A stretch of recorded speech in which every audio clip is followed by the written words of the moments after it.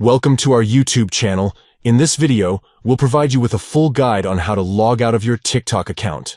If you want to switch accounts or simply sign out of TikTok, follow these simple steps. Step 1. Open the TikTok app on your device. Step 2. Tap on Profile from the bottom drawer. This will take you to your TikTok profile. Step 3. Tap on the 3 stacked lines in the top right corner.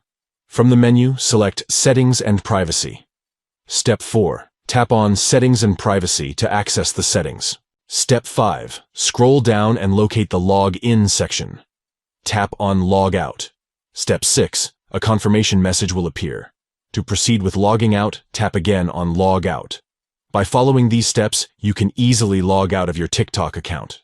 This can be useful if you want to switch to a different TikTok account or if you simply want to sign out for privacy or security reasons. Remember, when you log out of your TikTok account, you will need to enter your login credentials again to access your account.